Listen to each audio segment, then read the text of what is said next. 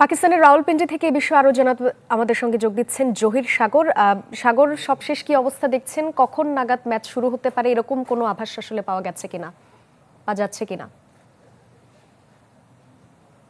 সাদিয়া, বাংলাদেশ পাকিস্তান ম্যাচের জন্য আরো কিছুক্ষণ অপেক্ষা করতে হবে এর ভাগ্য জানার জন্য। কারণ আমরা জানি বাংলাদেশ সময় 3টায় এই ম্যাচ শুরু হওয়ার কথা থাকলো, 2:30টায় টস হওয়ার কথা ছিল, কিন্তু দুর্ভাগ্যজনকভাবে রাওয়ালপিন্ডির আকাশে সেই গতকাল থেকে আমরা বৃষ্টি দেখছি এবং আজকেও সকাল থেকে কিছুটা বিরতি দিলেও দুপুরের পর পরবর্তী সময়ে আবহাওয়ার পূর্বাভাস সত্যি করে কিন্তু ঝিরিঝিরি বৃষ্টি হচ্ছে এবং কখনো কখনো একটু হালকা মাঝারি ধরনের, যে কারণে আসলে এখন পর্যন্ত পিচ ঢেকে রাখা হয়েছে। আরেকটা ব্যাপার হচ্ছে যে এর মধ্যে আমরা দেখেছি দুজন ফিল্ড আম্পায়ার পাশাপাশি চতুর্থ আম্পায়ারও ইন্সপেকশন এসেছিলেন।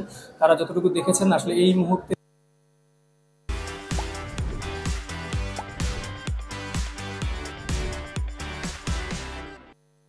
কখন গড়াবে সেটাও দেখা যাবে পরবর্তী আরো 2-1 ঘন্টা হয়তো অপেক্ষা করতে হবে। কারণ এখনকার যে আবহাওয়া, সেখানে মনে হচ্ছে না যে আসলে খুব দ্রুতই বৃষ্টি একেবারেই বন্ধ হয়ে যাবে। আর বৃষ্টি বন্ধ হলেও প্রশ্ন থেকে যাচ্ছে আসলে রাওয়ালপিন্ডি পুরো মাঠ পরিচর্যা ব্যবস্থাপনার জন্য। কারণ আমরা দেখেছি আসলে অন্যান্য আউটফিল্ড যেরকম পুরোটা ঢেকে রাখা হয়, সেখানে কিন্তু রাওয়ালপিন্ডি পুরো গ্রাউন্ড কিন্তু ঢেকে রাখা হয়নি, শুধুমাত্র পিচ এবং পিচের আশপাশে যেই 30 ইয়ার্ড এরিয়া সেটা মাত্র ঢেকে রাখা হয়েছিল। সে কারণে বলতে হবে যদি বৃষ্টি থেমেও যায় এবং পরবর্তীতে মাঠ পরিষ্কার হয়, তাহলে আমরা এতটুকু মোটামুটি নিশ্চিত হতে পেরেছি 50 ওভারের পুরো ম্যাচ হবে না, এটা প্রায় নিশ্চিত। সেটা ম্যাচটা 20 ওভারে অথবা 30 ওভারে যতটুকু সম্ভব সেখানে নেমে যেতে পারে, এমনকি ম্যাচটা পরিত্যক্ত হলেও অবাক হওয়ার কিছু থাকবে না।